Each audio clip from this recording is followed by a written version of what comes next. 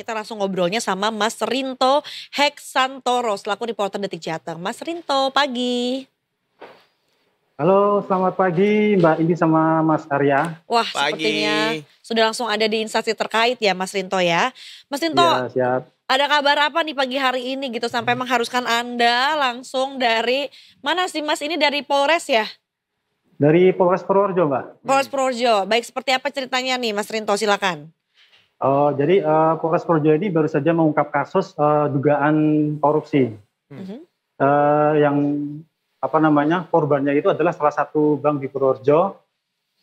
Kemudian setelah dilakukan penyelidikan dan penyidikan, Polres Purworejo sementara menentukan satu tersangka, yang mana tersangka ini bernama Irwan Irjas yang merupakan pemilik dari PT Puriland Development Indonesia atau bergerak di bidang properti, pengusaha perumahan.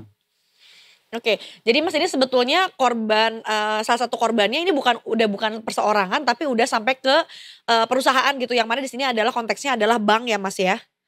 Ya, betul. Oke, boleh diceritakan Mas kerugiannya seperti apa nih kepada korban-korbannya? Baik mungkin dari BPR-nya sendiri ya, BPR Bank Perekonomian Rakyatnya Purworejo, termasuk mungkin korban-korban lainnya, apakah yang mungkin mereka adalah individual atau mungkin perseorangan Mas? Atau mungkin boleh ceritain sedikit Mas, jenis penipuannya seperti apa Mas? Karena kita juga bingung nih. Emang apa yang dilakukan sama tersangka nih Mas? Ya, jadi modus operandi yang dilakukan oleh tersangka ini pinter memanfaatkan peran dari pejabat pembuat akta tanah atau PPAT untuk menerbitkan cover note sebagai jaminan untuk kredit perumahan. Nah, setelah itu tersangka ini kemudian mengajukan 13 nama debitur, yang mana debitur itu sebenarnya abal-abal yang telah direkayasa oleh tersangka sendiri. Dan rencana dari tersangka ini mengajukan debitur abal-abal ini ternyata berhasil gitu. Oh, berarti sebenarnya tersangka juga pinter dong, karena dia tahu urusan kemudian urusan perbang-bangan begini ya? Iya, karena udah lama menjadi pengembang perumahan itu. Oh, pantesan. Nah, kerugiannya sebesar apa Mas bagi bank itu sendiri? Nah, kalau dari satu tersangka ini yang telah ditetapkan, kerugian bank ini sekitar 3,4 miliar. Oh, gede Namun banget, Mas. kedepannya polisi ini masih melakukan penyelidikan dan serangkaian penyidikan, bahkan bekerja sama dengan Polda Jateng untuk terus mengungkap kasus ini, dan kemungkinan nantinya akan ada tersangka lain, karena selain dugaan korupsi penipuan yang dilakukan oleh satu tersangka ini atas nama Irwan Irjas tadi, masih ada klaster lain di luar ini, dan kemungkinan akan ditetapkan sebagai tersangka juga. Dan kerugian totalnya kalau tadi disebutkan di awal baru hanya sekitar 3,4 miliar hanya dari satu tersangka. Kemungkinan nanti setelah tersangka terungkap semuanya, ini kerugian yang dialami oleh Bank Purworejo ini akan diperkirakan lebih dari 50 miliar. Waduh, berkali-kali lipat ya Mas? Ya.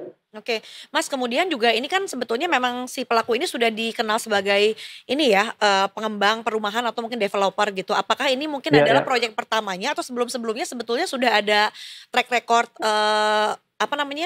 perumahan yang berhasil nih Mas, sehingga mungkin yang sekarang ketika mungkin yang dijerat dari tipuannya adalah Bank Purworejo ini akhirnya mau memberikan kepercayaan gitu Mas? Jadi kalau tersangka ini sudah berkecimpung sebenarnya di dunia properti, pembangunan ini sudah cukup lama ya. Bahkan untuk kasus ini sendiri, tersangka melakukan penipuan itu sejak tahun 2019 sampai tahun 2020. Baru tahun 2023 itu bank mengalami kolaps gitu, terus baru mengadukan ke polisi. Sehingga tahun 2023 dilakukan serangkaian penyidikan sampai tahun 2024. Dan akhirnya tersangka ditahan kemarin baru sekitar bulan April 2025 ini. Mas, ini kan ya ibaratnya ya kalau kita ngomongin masalah bank, kan banyak orang yang ada di dalamnya termasuk juga orang legal. Kok bisa sih Mas bank sebesar bank yang ada gitu ya, yang sudah berdiri seperti Purworejo ini bisa ketipu sama quote unquote debitor gadungan kayak gini Mas? Emang apa yang kemudian ditawarkan sama debitor gadungan ini? Nah, ini karena memang pinter-pinternya dari tersangka ini. Tersangka tahu bahwa ada celah untuk masuk, kemudian mengajukan debitur palsu, terus memanfaatkan peran dari PPAT, akhirnya berhasil. Kemudian dari awal memang tersangka ini sadar kalau yang dilakukan ini memang salah. Cuman tersangka ini tahu bahwa memang sebenarnya memang ada celah, bahwa mulai dari direktur, mulai dari bawahan seluruh bank itu ada celah mereka itu melakukan tugas tidak sesuai dengan SOP. Jadi tersangka masuk di situ. Tapi apakah ini pertama kalinya proyek kerjasama antara si pelaku dengan dengan Bank Purworejo nih Mas? Atau sebetulnya sebelumnya tuh udah pernah terjalin juga sehingga akhirnya dia mengetahui celahnya nih di kesempatan pengembangan perumahan yang kali ini dia bangun? Iya, sebelumnya pernah juga, cuman istilahnya lancar, baru kali ini terus bisa dimanfaatkan celah tersebut. Berarti untuk yang sekarang yang dikasuskan ini adalah bisa jadi dia sudah diniatkan sejak awal ya Mas ya untuk menipu ya. Berarti mungkin perlu dicek juga Mas, jangan-jangan dari Bank Purworejonya sendiri kemudian ada oknum-oknum di dalamnya Mas yang kemudian bisa terlibat Mas. Iya, betul. Jadi kemungkinan besar karena ini proses juga sampai sekarang masih berjalan. Polres Purworejo sendiri sekarang masih terus melakukan serangkaian penyidikan, bekerja sama bahkan dengan sampai Polda Jateng. Kemarin Pak Kapolres menjelaskan bahwa kemungkinan besar akan ada potensi ditetapkan sebagai tersangka baru lagi. Jadi nggak cuma satu tersangka, kedepannya akan ada tersangka lain lagi. Iya, karena untuk angka sebesar ini dilakukan sama satu orang sih berarti emang keren banget nih nipunya, udah canggih banget. Mas, pada saat penangkapan, apakah tersangka melakukan pembelaan atau menerima begitu saja? Jadi gini, tersangka ini tidak ditangkap ya. Setelah ada aduan dari pihak bank, kemudian tersangka ini dipanggil sebagai saksi, diperiksa. Nah, setelah seiring berjalannya waktu, berkas sudah lengkap, tersangka dipanggil kembali untuk dimintai keterangan. Nah, setelah lengkap, setelah berkas lengkap dan keterangan juga istilah mengakui segala macam perbuatannya, saat itu juga tersangka langsung ditahan, jadi tidak ditangkap. Langsung dipanggil, dimintai keterangan dan sekaligus ditahan gitu. Itu ditahan sekitar bulan April tahun ini. Tapi berarti kooperatif ya selama pemeriksaan dan lain sebagainya, beliau tetap mengikuti aturan yang ada. Ini untuk hukumannya pasal-pasal apa aja yang ditetapkan kepada tersangka nih Mas? Ya, jadi atas perbuatan tersangka ini bakal dijerat pasal 2 ayat 1, Jungto pasal 18 atau pasal 3, Jungto pasal 18, Undang-Undang nomor 31 tahun 1999, sebagaimana telah diubah menjadi Undang-Undang nomor 20 tahun 2001 tentang pemberantasan tindak pidana korupsi dengan ancaman maksimal 20 tahun penjara. Nah Mas, kalau boleh tahu lanjutan dari pengembangan perumahan ini seperti apa nih Mas? Mungkin apakah kan sudah ada masyarakat yang menempati si proyek tersebut gitu. Lanjutannya jadinya seperti apa Mas? Apakah terbengkalai atau tetap berjalan sebagaimana mestinya?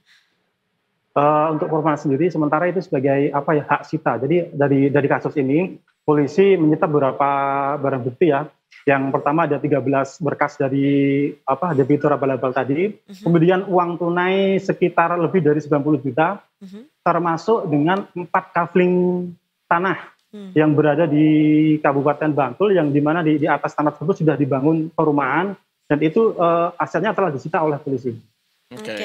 Dan apakah perumahan tersebut sudah diisi Mas sama beberapa pembelinya, atau sebetulnya memang belum ada yang serah terima sampai sekarang?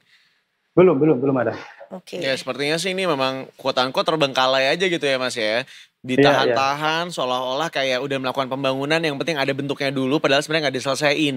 Karena sebenarnya hal-hal seperti ini banyak juga terjadi di sekitaran Jabodetabek sini. Banyak banget bangunan-bangunan yang udah setengah jadi tapi sengaja nggak diselesaikan. Ya yang penting uangnya udah turun duluan gitu dari pihak bank. Mas Rento, terima kasih banyak Mas Rento untuk informasinya. Iya, siap-siap. Ya, salam untuk teman-teman semua dari Polres Purworejo ya. Oke, makasih. Terima kasih Mas Rento.